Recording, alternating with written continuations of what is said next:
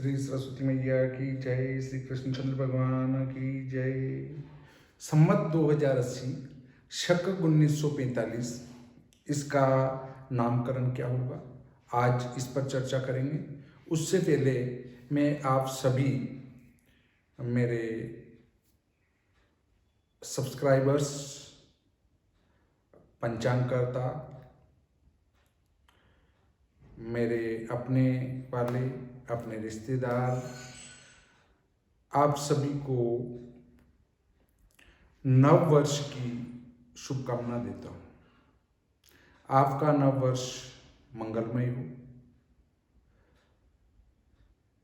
पूर्व समय में, गत वर्ष में वीडियो के माध्यम से या मेरी वाणी से आपको कोई कष्ट पहुंचा हो तो उसके लिए मैं क्षमा प्रार्थी हूँ। नव वर्ष के साथ ही एक नवीन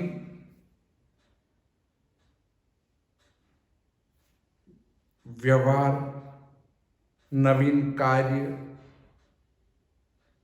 नवीन मेलजोल आदि को हम प्रारंभ करें। वार्तालाप को मधुर बनाएं। मेरे से जो बड़े हैं वे मुझे आशीर्वाद प्रदान करें। विप्रगण, विद्वानगण,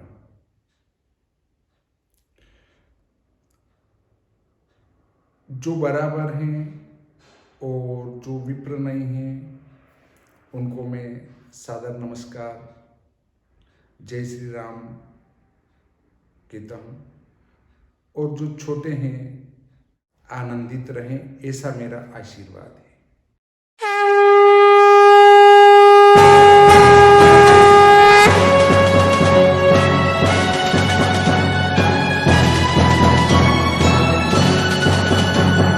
नमन प्रकृति को नव वर्ष में, जगत जीव जो तारती, जिससे जीवन जन जन को मिला, उसकी पावन आरती। नवी वर्ष मंगलमय हो, नवी वर्ष मंगलमय हो, नवी वर्ष मंगलमय हो, नवी।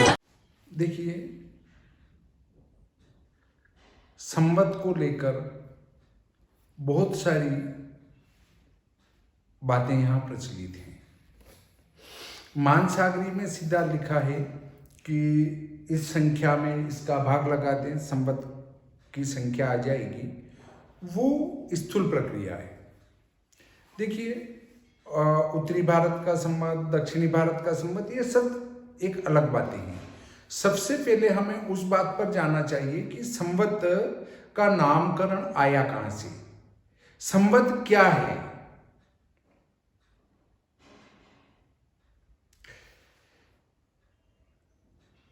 बृहस्पति मध्यम मान से 12 महीने में लगभग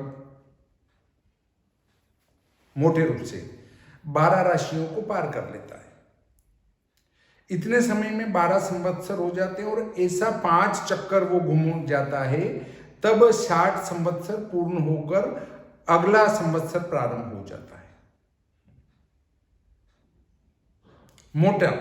परंतु बृहस्पति की गति जो है वो 361 दिन से कुछ अधिक है, जबकि हमारा जो संवत एक वर्ष का मान होता है 365 दिन से कुछ अधिक। तो मोटे रूप में 4 दिन का अंतर प्रति वर्ष पड़ जाता है और 60 संवत्सर में 240 दिन पहले संवत्सर चल जाता है, अर्थात 61वें संवत्सर के 240 दिन बीत गए होते हैं। उसको 261 दिन और चलना रहता है, तो इतना हम अधिक ले लेते हैं। अब आप कहेंगे नहीं, उस वहां लिखा है, वहां वो लिखा है, कुछ भी चक्कर में न पड़ते हुए इसको हम गौरव वर्ष कहते हैं। गौरव वर्ष का अर्थ है गुरु के आधार पर चलने वाला वर्ष, अब आप कहेंगे नहीं उस शास्त्र में लिखा है, किसी भी शास्त्र में कुछ लिखा है, परंतु इसकी मूल उपपत्ति पर यदि हम जाते हैं तो इसकी उपपत्ति जो प्रारंभ होती वो सूर्य सिद्धांत से होती है। सूर्य सिद्धांत में इसका पूरा गणित बताया गया है। देखिए, सूर्य सिद्धांत के बाद में जो अगला सूत्र दृश्य वालों ने कुछ संशोधन करके बनाया, वो सूत्र से मैं आपको बताऊंगा। और दूसरी बात आती है कि अब और दृश्य पद्धति आ चुकी है, तो हमने वो सूत्र नहीं बनाया क्योंकि एक सामान्य सा उसमें स्थूलता आती है, इससे उसको हमने छोड़ दिया है। फिर भी मैं कोशिश करूंगा कि आगे आपके लिए दृश्य पद्धति से संवत्सर लाने की प्रक्रिया बताऊं। इस संबंध में आदरणीय हमारे विनोद जी बिजलवान साहब से चर्चा हुई थी। उन्होंने कहा था कि आपने संवत्सर ठीक लिखा है, इसमें दृश्यता को और लाना चाहिए, दृश्य गणित को और अपनाना चाहिए। तो मैं इस पर भी कोशिश करूँगा। तो देखिए, हम चलते हैं संवत्सर के सूत्र पर। तो आप यदि संवत्सर के विषय में और अन्य कई वस्तुओं, कई जानकारियों के संबंध में यदि चाहें तो ये पुस्तक है विशोपकानयनम। और ये देखिए, अब देखिए, यदि हम इस पर विचार करें कि ये कहाँ से प्राप्त होगी, ये सिर्फ हमारे यहाँ से प्राप्त होगी और मात्र छोटी सी कीमत में आप इसको मंगवा सकते हैं डाक के द्वारा। आप इससे क्या क्या सीख पाएंगे, मैं आपको इसका सूची पत्र बता देता हूँ। सूची अर्थात विषयानुक्रमणिका जिसको कहते हैं वो।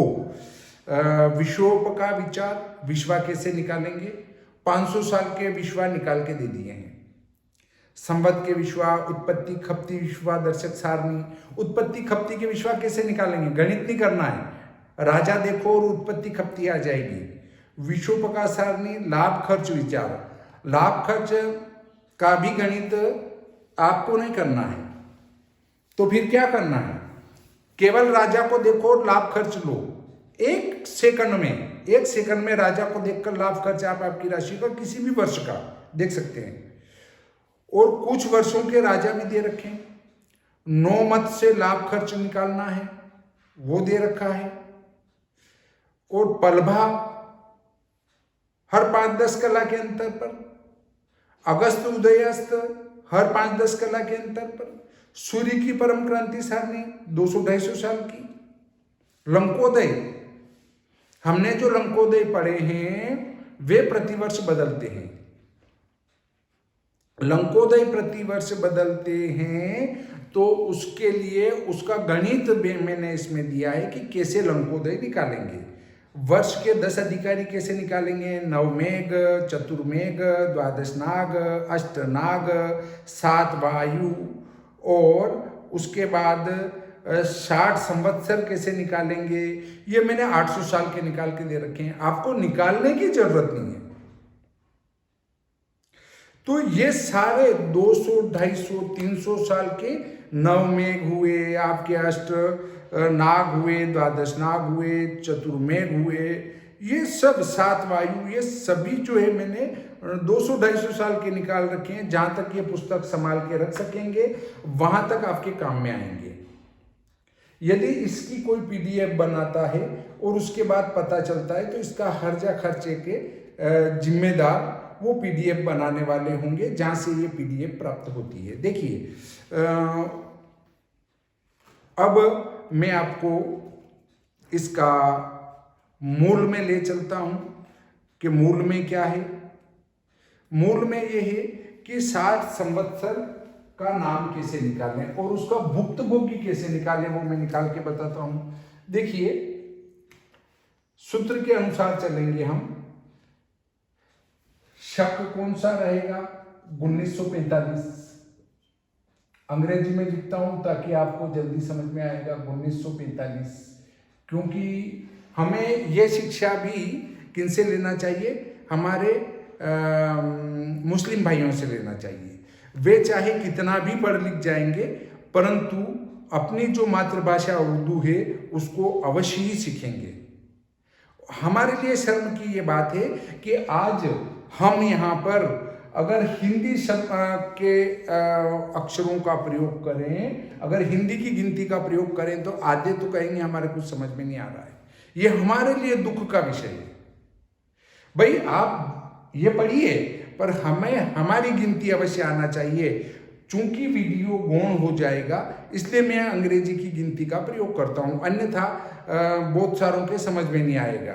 तो देखिए 44 का गुणा करना है, इसमें 44 का गुणा करना है। मैं कैलकुलेटर से कर देता हूं, आप भी कैलकुलेटर से कर लें। 1945 गुणित 44, ये हो गए 85,580। इसमें जोड़ देता हूं 8,589, 8,589 इसमें जोड़ देता हूं।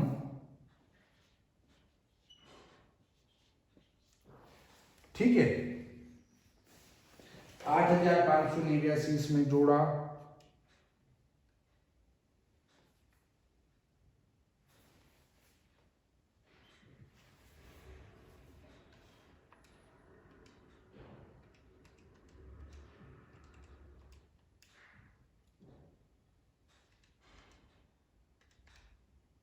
तो योग आया 94,169, 94,169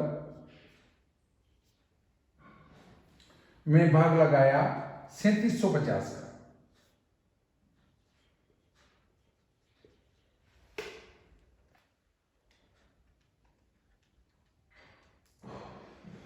पच्चीस आएंगे यहां पर। 37 दूनी 74, मतलब 75 हो जाएंगे भाग लगाने पर, 2 बार में जाएगा। 9, 6, 1, 14 में से 5 गए, 9, 1, 5 बार। 0, 55, 25, 507, 35 और 2, 37 और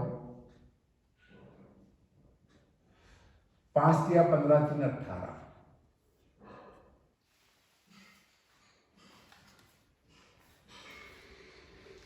9, 1, 4, कुछ नहीं बचा।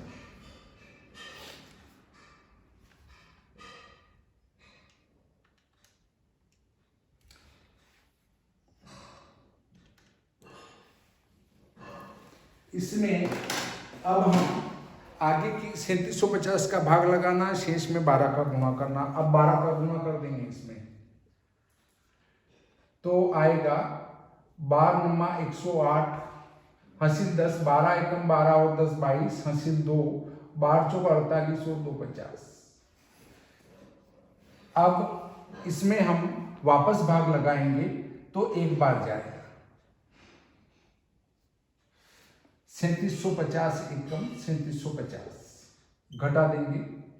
8, 12 में से 5 गए 7, 10 में से 8 गए 2 और 5 में से 4, 1। अब ये बने थे वर्ष, अब बनाएंगे माह। वो माह 12 का गुणा जहां किया वो माह बन गए थे। अब बोलने में थोड़ी गड़बड़ हो गई। पहले भाग लगाएंगे तो ये वर्ष आएंगे, जो शेष बचा है उसमें 12 का गुणा करेंगे तो माह आएंगे, बचा उसमें 30 का गुणा करेंगे तो दिन आ जाएंगे। ठीक है, 0, 3, 8, 24 के 4, हासिल 2, 3, 7, 21 और 2, 23, 3 दूनी 6 और 2, 8, 3 एकम 3। एक बार जाएगा 3750 घटा देंगे। 0, 4, 13 में से 5 8, 8 में से कुछ नहीं बचा, ऊपर से उतारा 0, भागने जाए उसकी 0। देखिए यहां पर आपके 12 या 12 से अधिक कभी नहीं आएगा माह में। दिन में 30 या 30 से अधिक नहीं आएगा। और आगे आएगा घटी, घटी में 60 और 60 से अधिक कभी नहीं आएगा। अगर ऐसा आता है घटी पल में तो आपके भागफल में कोई गड़बड़ी है। देखिए 60 का गुणा कर देता हूँ, 0 0 6 चौक 24 के 4 हासिल 2, 6 8 48 और 2 50। एक बार जाएगा 3750, 0 0 14 में से 5 गए 9, 10 में से 8 गए 2 1।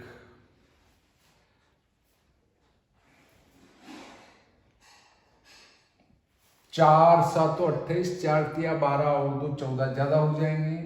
3 7 21, 3 तिया 9 और 2 11। 3 बार चला जाएगा। यहां 3 पंजो 15, 3 7 21 और 1 22, 3 तिया 9 2 11। घटा देंगे 0 10 में से 5 5, 9 में से 3 गए 6 1। फिर 60 का गुणा कर देंगे, 0 0 6 पंजे 30, 16 छन्नू और 3 99। अब यहां आएगा पल,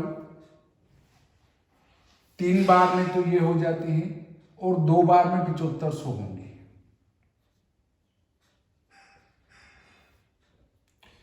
जीरो 0 0, 9 में से 5 गए 4, 9 में से 7 गए 2। अब देखिए 3 7 21, 7 बार में नहीं जाएगा, 5 बार में ये आएगा, 6 बार में 7 49, 7 21 4 25, ज्यादा हो जाएंगे। 6 बार जाएगा, 6 7 42, 6 18 4 22, 6 बार। 0 6 पंजे 30, 6 7 42, 3 45, 6 तिया 18 और 4 22। 0 0 10 में से 5 5, 4 में से 3 1। बस कोई दिक्कत नहीं है। ये वर्ष माह दिन घटी पल ये आए हैं। अब देखिए बाद में क्या करना है, आगे के वर्ष में शाके जोड़कर योगफल में 1 जोड़ना। आगे के जो वर्ष आए हैं उसमें शक जोड़ना है और 1 जोड़ना है। तो वर्ष कितने आए 25, उसमें शक जोड़ना है 1945 और उसमें 1 जोड़ना है। ये तीनों जोड़ देंगे, 1 और 5 6 और 5 11। हंसी देख, 5 और 2 7, 9 1 और 60 का भाग लगाना है। 6 तिया 18, 9 में से 8 गया 1, 7 ऊपर से उतरा 1, 6 तिया 18 में जाएगा, 6 दूनी 12 जाएगा। शेष बचा 51। यहां जो शेष बचता है वही इसका क्या होगा, संवत्सर होगा। ये संवत्सर होगा और ये माह दिन घटी पल भुक्त होंगे। ये कब के भुक्त होंगे, मेष संक्रमण के दिन के भुक्त होंगे। अब देखिए 51वां यदि हम देखें तो ये पुस्तक में 51वें संवत्सर का नाम दिया है पिंगल, इसलिए संवत्सर का नाम क्या होगा, पिंगल। ये मैंने आपको गणित से सिद्ध करके बता दिया कि संवत्सर का नाम किस प्रकार आएगा। अब ये भुक्त है, भुक्त को 12 महीने में से घटा देंगे तो भोग्य आ जाएगा। 12 माह में से इसको घटा दो भुक्त को, 1 माह 10 दिन 13 घटी 26 पल। तो घटाया 10 में से 6 4, 6 में से 3 3 और 9 में से 3 6, 5 में से 1 4 और 29 में से 10 गए तो 19 और 12 में से 2 गए तो 10। अर्थात मेष संक्रमण के दिन इतना और बचा और इतना बीत चुका। अब देखिए 1 माह 10 दिन बीत चुका, अर्थात हमारी जो मेष संक्रांति प्रारंभ होती है मोटे रूप में 14 अप्रैल को प्रारंभ होती है। 14 अप्रैल मान लो आप। अब 14 अप्रैल में से हम एक माह घटा देंगे तो 14 मार्च आते हैं। 14 मार्च में से 10 दिन और घटा देंगे तो लगभग 4 मार्च आता है। अर्थात 4 मार्च से ही पिंगल संवत्सर प्रारंभ हो चुका है। तो हमारा जो ये संवत कब चला? 22 मार्च से, और 22 मार्च के पहले ही 4 मार्च के लगभग ही ये संवत्सर प्रारंभ हो चुका है। तो हमें संकल्प आदि में पिंगल नाम के संवत्सर का उच्चारण करना पड़ेगा। इसकी गणित प्रक्रिया भी बता दी। और अब मैं अपनी टेबल को देखता हूं। मैंने अभी तक नहीं देखा है टेबल में क्या लिखा है, क्या भुक्त भोग्य लिखा है, वो मुझे पता नहीं है। ये देखिए, सबके भुक्त भोग्य निकाल रखे हैं। 1945 शक के सामने देखा तो 51वां पिंगल था, और 1, 10, 13, 26 इसमें भुक्त बताया है। 1, 10, 13, 26 यहाँ भी भुक्त आया है। भोग्य बताया है 10, 19, 46, 34। 10, 19, 46, 34 यहाँ भी भोग्य आया है। ये भुक्त लिखा है, ये भोग्य लिखा है। आपको इस टेबल में पूरा सटीक मिल जाएगा। ये जो गणितीय प्रक्रिया से आप 800 वर्षों के भुक्त भोग्य बड़े प्रेम से मिला सकते हैं। सब वैसे के वैसे आपको इस पुस्तक में मिल जाएंगे। आपको गणित करने की भी आवश्यकता नहीं है। ये छोटी सी पुस्तिका है, मात्र 96 पेज और 4 पेज कवर के 100 पेज की पुस्तिका है। इसमें आप ये सारी चीजें प्राप्त कर पाएंगे। अब आज का प्रकरण मैं यहीं पर समाप्त करता हूं, और आशा करता हूं कि ये पिंगल नाम का जो संवत्सर है आप सभी के लिए मंगलदायक हो, और आप इस वर्ष में दुगुनी छोड़कर 4 गुनी उन्नति करें। आज का ये प्रकरण यहीं समाप्त करते हैं। श्री सरस्वती मैया की जय, श्री कृष्णचंद्र भगवान की जय।